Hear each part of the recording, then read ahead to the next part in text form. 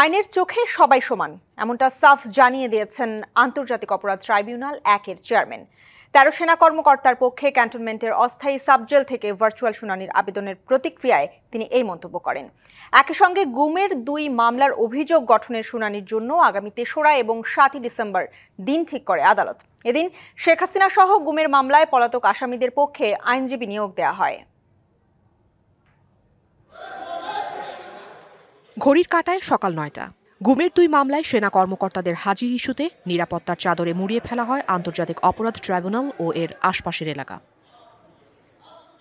ঘণ্টাখানেক বাদেই বিশেষায়িত প্রিজন সেলে করে ট্রাইব্যুনালে হাজির করা হয় ১৩ সেনা কর্মকর্তাকে, যাদের মধ্যে রয়েছেন একজন মেজর জেনারেল, ৬ জন ব্রিগেডিয়ার জেনারেল, ২ জন লেফটেন্যান্ট কর্নেল এবং ৪ জন কর্নেল।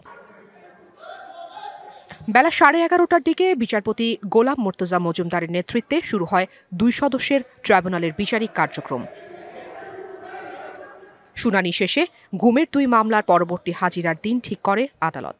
এ সময় আসামিদের পক্ষে ক্যান্টনমেন্টের অস্থায়ী সাবজেল থেকে ভার্চুয়াল শুনানির আবেদন করে আসামিপক্ষ। ভার্চুয়ালে যেটা আবেদন দিছি ওইটার জন্য তাজুল ইসলাম সাহেব যিনি আছেন উনি সময় চাইছেন একটা, যে for fixing a date for hearing রাষ্ট্রপক্ষ, যে কারণে আমরা বলছি আমরা একমত ছিলাম যে নেক্সট তারিখ ৭ এবং ১০ এই ২ দিনে ২টা তারিখ, ৩ এবং ৭ ওই তারিখে এটাও শুনে নেবে এবং চার্জের জন্য থাকবে। সানবিট সব দিবে সামাল।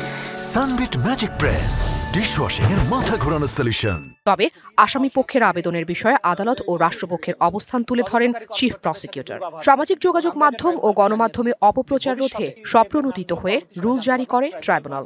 সিন ক্রিয়েট করার চেষ্টা করেন, সবসময় তদন্তের কাজগুলোকে বিঘ্নিত করার চেষ্টা করেন, কোর্টের মধ্যে এসে আননেসেসারি অ্যাপ্লিকেশন দিয়ে কোর্টের সময় নষ্ট করার চেষ্টা করেন। এই বিষয়গুলো আমরা আদালতে তুলে ধরেছি, যেগুলো আইনসম্মত নয়, এগুলো বিচার প্রক্রিয়াকে বাধাগ্রস্ত করার শামিল। আর শেখ হাসিনা সহ গুমের ২ মামলার পলাতক আসামিদের পক্ষে আইনজীবী নিয়োগ করেন ট্রাইব্যুনাল।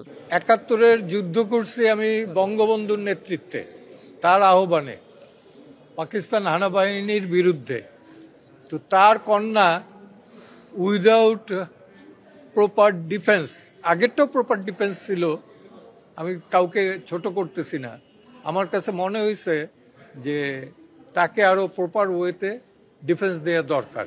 দ্যাটস ওয়াই আমি স্টেট ডিফেন্সের আমি বলছিলাম প্রথমে যে on behalf of Sheikh Hasina, তো বলছে যে এটা তো আপনি পারেন না বিকজ শি ইজ ফিউজিটিভ। আমি তখন বলছি যে ওকে, প্রসিকিউশন এসে বললো যে স্টেট ডিফেন্স হিসাবে আমার কোনো আপত্তি নাই। এদিকে সাবেক সেনা কর্মকর্তা জিয়াউল আহসানের পক্ষে তার আইনজীবীর করা আবেদন খারিজ করা হয়। Afrin Anwar, DBC news, Dhaka.